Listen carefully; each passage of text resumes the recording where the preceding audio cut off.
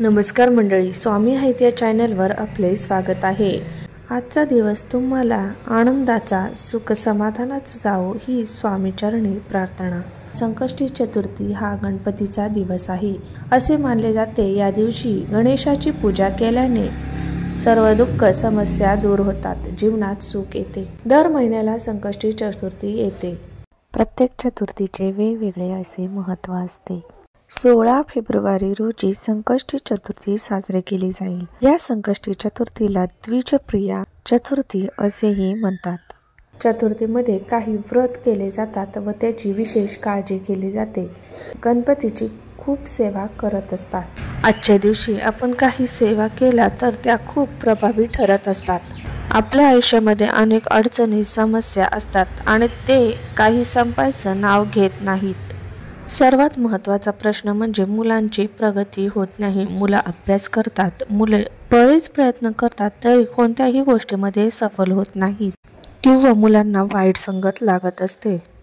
आपण सकाळी लवकर उठायचे आहे, ब्रह्ममुहूर्तावर उठावे व ब्रह्ममुहूर्तावर उठल्यानंतर तेव्हाच आपण शक्यतो पूजा करायची आहे, कारण ते वातावरणामध्ये शांतता आणि आपल्यालाही प्रसन्न वाटते।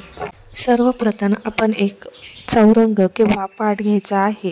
तिथे एक शुद्ध गाईच्या तुपाचा दिवा प्रज्वलित करायचा आहे। जर तुम्ही तिळाच्या तेलाच्या किंवा मोहरीच्या तेलाचा सुद्धा दिवा प्रज्वलित करू शकता। इच्छापूर्तीसाठी कणकेचा दिवा लावला जातो। जर कणकेचा दिवा करणे शक्य असेल तर शक्यतो कणकेचा दिवा लावावा।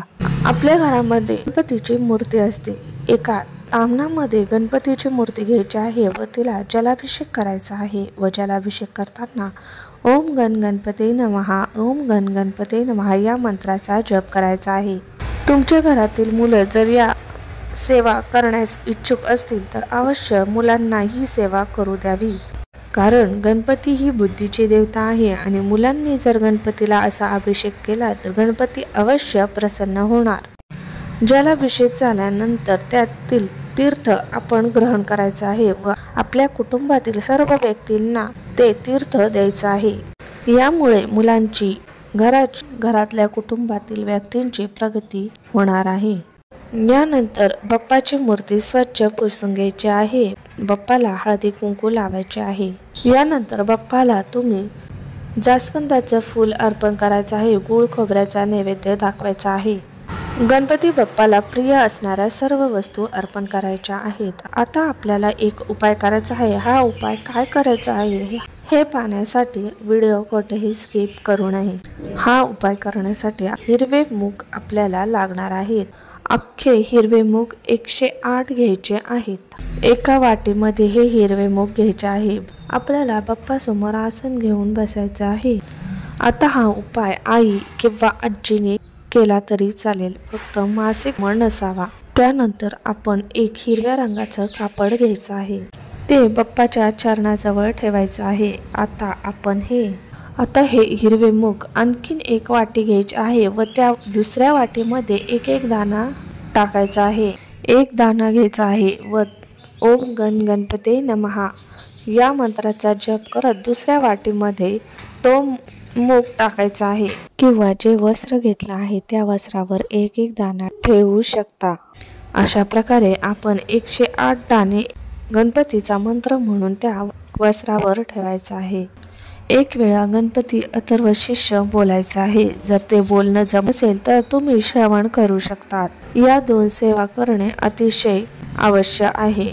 त्या वस्त्रामध्ये जे हिरवे मूग ठेवले आहे त्याची पुडी मांडायची आहे व ते आपल्या हातामध्ये घ्यायचे आहे। आपली जी काही इच्छा आहे, मनोकामना आहे ती गणपती बाप्पाला मनापासून सांगायची आहे।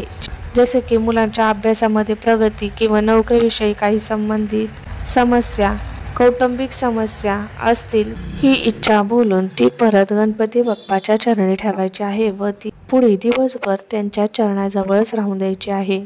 जर तुम्ही हा सकाळी उपाय करत असाल तर दिवसभर राहून द्यायचे आहे। संध्याकाळी करणार असाल तर अर्धा तास किंवा 1 तास ही पुडी गणपतीजवळ राहून द्यायची आहे। संध्याकाळी आपला मुलगा झोपतो त्याच्या उशीखाली ही पुडी ठेवायची आहे। रात्रभर ती पोटली तशीच ठेवायची आहे। दुसऱ्या दिवशी सकाळी ती पोटली उचलायची आहे। ही पोटली उचलून तुम्हाला दुसऱ्या दिवशी आपल्या आसपास असणाऱ्या गणपती बाप्पाच्या मंदिरात जायचं आहे. तिथे गेल्यानंतर शुद्ध तुपाचा दिवा देवाला प्रज्वलित करायचा आहे. देवाला जास्वंदाचं फूल, दुर्वा तसेच हळद कुंकू अर्पण करायचे आहेत. त्यानंतर ही पोटली आपल्याला उजव्या हातामध्ये घ्यायची आहे. आपल्या मुलाबाबत जी काही इच्छा आहे ती परत गणपती बाप्पाला सांगायची आहे. एक वेळा संकटनाशनम गणेश स्तोत्रम बोलायचं आहे व ही पोटली गणपती चरणी अर्पण करा आहे. गणपती बाप्पा नक्कीच तुमची इच्छा पूर्ण करणार.